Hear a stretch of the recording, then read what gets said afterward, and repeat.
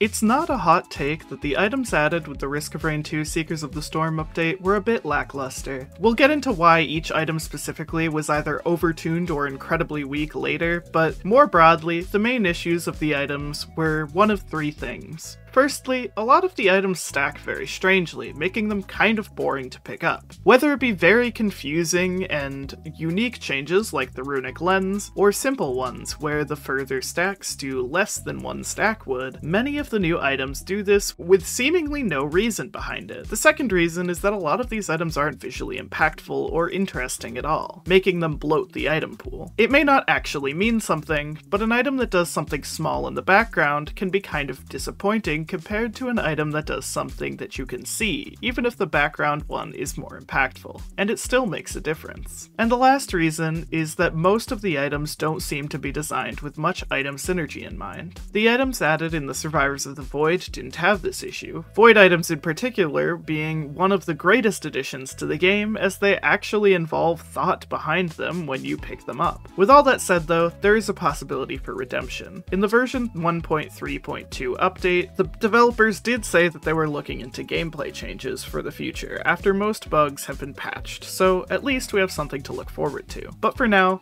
let's get to theorizing on what a possible balanced patch in the future could look like. Our first item is the biggest one in terms of how honestly pathetic it is, and is the Antler Shield. This item fits all three of our previously mentioned issues, and it's truly sad to see. Firstly, it stacks very strangely. The chance to block starting at an odd 55% and increasing by 5% each stack is just weird. Its effect is also barely noticeable. Being practically a coin flip to deal a little bit of damage to one enemy somewhere is just pathetic. And lastly, it's just not good. The only uses I have heard of this is 1, on Engineer, which doesn't really say a whole lot because a lot of items that aren't useful on most characters are useful on Engineer, and 2 is that if you block damage with this item on Eclipse 8, you don't receive a permanent curse, which is nice, but not enough to make this item useful. Bandit's Strongest Soldier from the Discord, which, oh by the way, you can join down below for the possibility to be in one of these videos, puts its issues out pretty well. Their suggested changes are to make the damage start at 100%, because right now you really need to stack it a lot to have any amount of impact. They also suggest an added effect where if you are damaged for more than 20% of your health in a single hit, the damage always reflects. I think this is a pretty great change. However, I worry that the 55% starting chance might have gone unnoticed here. Our new version of the Antler Shield is now changed to be a much simpler 5% starting chance that increases linearly. This makes it more accessible to new players to understand, but also it balances the fact that it's now a guaranteed reflect if you take more than 20% of your maximum health in damage in a single hit. We've also multiplied the damage at a single stack by 10, so the chance has to be lower. A lot of submissions for this item included a bit about how this item is an objectively worse razor wire, and while it is, I think that's okay. If it were the same, what's the point of having two different items at all? The razor wire has the value of guaranteeing a small amount of damage on hit, which contrasts with our new version of the Antler Shield that deals a large amount of damage but only has a chance to do so. I think this makes for a genuinely good item rework.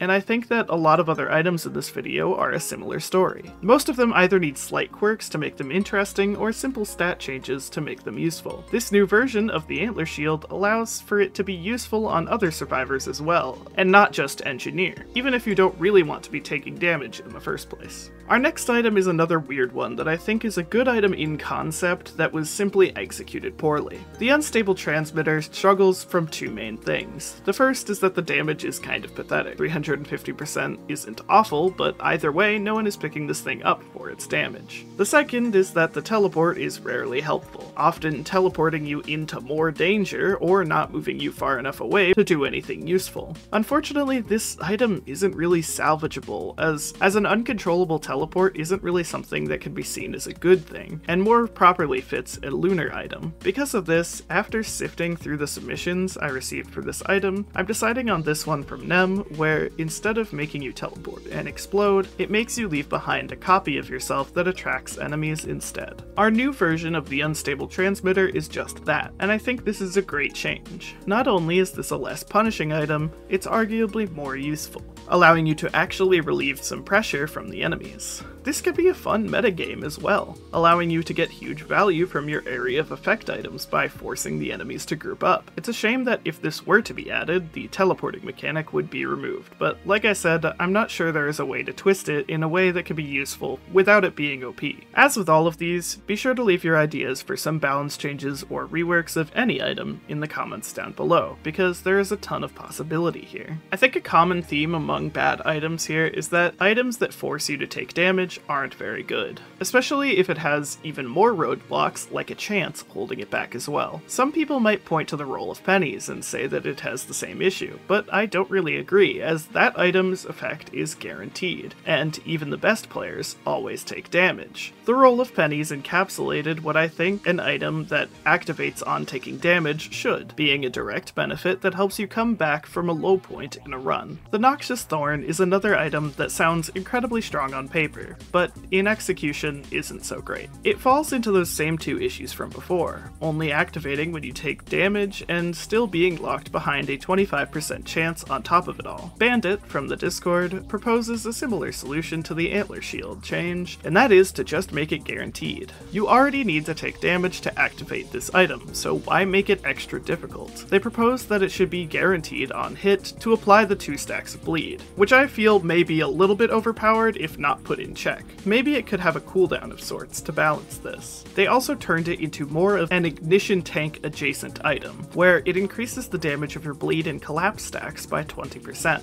On top of all of this, they also wanted it to slow enemies that had bleed stacks on them, which I think is a bit overkill. The item already buffs and applies its own bleed, so in my final patch notes for this item, I will be removing that part, as I feel like, as cool of an idea as it is, it's a bit too much to pack into one item. Our new Noxious Thorn looks like this, with a guaranteed chance on hit to apply stacks of bleed onto the enemies that hurt you, and the added effect of increasing the damage your bleed and collapse stacks deal. I think this is a great new version of the item, if not a bit overpowered. I think the existence of items that purely support your other items, like Ignition Tank, has a lot of untapped potential. There could be many items that do this, hell, even a new rarity that consists of just these items that strengthen your other items, but do nothing on their own, could be interesting, if a new rarity of items were ever added. I'm already conceiving a new item that makes all of your armor buffing items increase your armor by an additional point, or an item that makes all of your instances of tax speed even better. The possibilities are endless. If the only poorly made items in this DLC were commons and uncommons, it may have been forgivable. However, that unfortunately wasn't really the case, as War Bonds came in and it made sure to infect the legendary tier of items as well. If you don't know what this item is, all it does is give you about 1 chest worth of gold at the start of a level. That's it. This is a common item that had its cooler older brothers sneak it into the legendary party. Having more gold is great, of course. However, this item nets you so little gold that carrying a brittle crown would probably be more useful. Ash proposes a new idea for this item that I like a lot. A buff that you gain on killing elites or bosses that increases the gold you gain by 20% from any source. This makes it so that the item would actually make a significant difference in your gold gains throughout a run. Right now, the time you most need this item is at the beginning of the game, but because it's a legendary, you can rarely get it that early. This change allows it to be much more stronger and much more consistent, allowing it to not only gain you more gold, but also a fair amount of metagaming is added as well. I'm imagining getting a boss enemy to low health, killing a Mending Wisp, and then finishing off the boss to get more value out of killing them. I believe this item could use a little bit of work, however, so this is my proposed change. Simply making each debuff have some sort of limit seems reasonable, as, especially late game when there are a lot more elites, you will be gaining stacks of spoils non-stop. The only deviation I made from the original prompt from Ash is to add this small limit, as I believe this item concept is already great. This goes for basically all the item reworks in the video, but there's no real way to know whether these items would be really balanced or not until they are added to the game, so things like exact number values may be incorrect or weird, as we can only go as far as to conceptualize these. However, and I say it in every video of mine, if you are a modder, I am begging for a mod with any of my Buh-Bye concepts to be made because it would just be so cool. But what about the other end of the balance spectrum? The Sonorous Whispers is a new legendary item and is everyone's favorite item to talk about, being ridiculously overpowered. This item got a nerf from a 15% chance to get an item from an elite to only a 4% chance, which wasn't really enough, as it didn't change the problem at this item's center. The issue is that if you are in a hidden realm that doesn't advance the timer or difficulty scaling, you can simply just farm enemies forever until you get bored. I didn't get any submissions that I really liked for this item, as I believe the only change needed is simple. All I will be changing is limiting the number of items you can get from the Sonorous Whispers to 5 per stage. I'd have to see it for myself, but I feel like this would be enough to balance it so that it would still be useful, but not ridiculously overpowered. I feel like a true item rework shouldn't take away from the original idea of the item. Sometimes that may be a bit unavoidable, like what we did with the uncontrollable teleporting of the unstable transmitter, but I feel like we should be trying to stick to the item's original usage as best as possible when coming up with how to change it. Sure, this can be boring at times, appearing as simple stat changes or number tweaks, but I'd much prefer to change an existing item to be useful than just invent a new item entirely when concepting for item reworks. The Knockback Fin is an item that I want so badly to work well. The idea of throwing enemies into the air is hilarious to me, and it's a shame that it wasn't executed well. After testing, enemies won't take fall damage until you get 8 to 10 stacks of the item, making it literally do nothing except make the enemies slow down a little bit and throw off your aim for a few seconds until then. Additionally, killing an enemy by throwing them into the air and having them die on impact with the ground, obviously with the artifact of frailty activated, doesn't net you any gold for killing them this way, making it ultimately more detrimental to pick up than not. Interseer from the Discord also adds that it is a bit contrary to its name,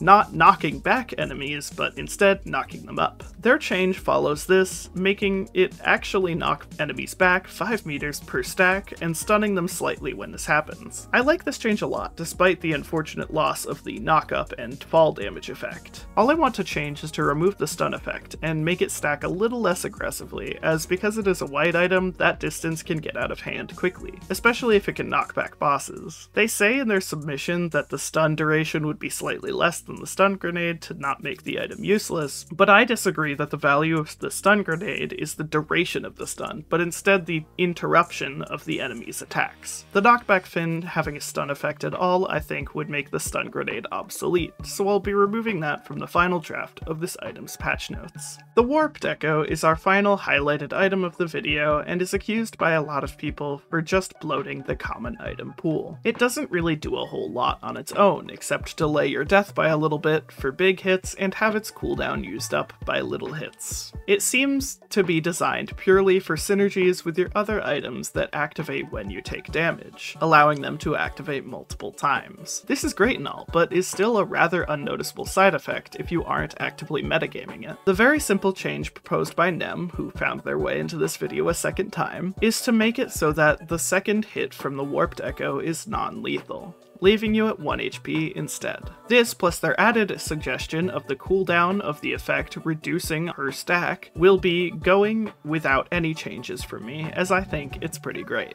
This makes the item just that little bit stronger, without losing its effectiveness when it comes to increasing other items' value. I honestly don't have much more to say about it than that. The Warped Echo was never necessarily a bad item so much as a boring one, so any drastic changes just feel unnecessary. Before ending this video, I'm going to do a quick honorable mention segment about all of the items that still needed changes to be more or less powerful, but really aren't significant enough to warrant a whole section about them. The Chance Stall is a fine item in my opinion, but a lot of people found it underwhelming, so I think a basic change that could be added is a small price decrease per Shrine of Chance purchase as well, making it feel less punishing to go out of your way to get value out of this item. Something like a non-stacking 10% decrease sounds fine to me. The consumed version of the Seed of Life was also an item that got a bit of attention here. A lot of people found this item to be underpowered, but to that I say, that's the point. The item is only found for from using the Seed of Life, which revives you from death, being pretty damn useful, so of course its depleted version is underpowered. This feels like you're trying to buff the consumed Trophy Hunter's Tricorn, when the entire point is to just be something extra on top of a one-time use, very powerful ability. Some items are bad for a reason. And lastly, the Luminous Shot just doesn't do enough. I think doubling its damage to 300% from 150% would be fine. Nothing too extreme needed there, but a simple buff is all it needs in my opinion. Anyways, that's all for me, folks. If you enjoyed this video, please like and subscribe, as it helps the channel out a lot. A reminder that if you want a chance to have your ideas shared in videos like this, the best way is to join the Discord, which you can find in the description below. Be sure to leave your thoughts on these reworks, as well as your own rework ideas in the comments below. I love concepting these things, so I look forward to what you have to say.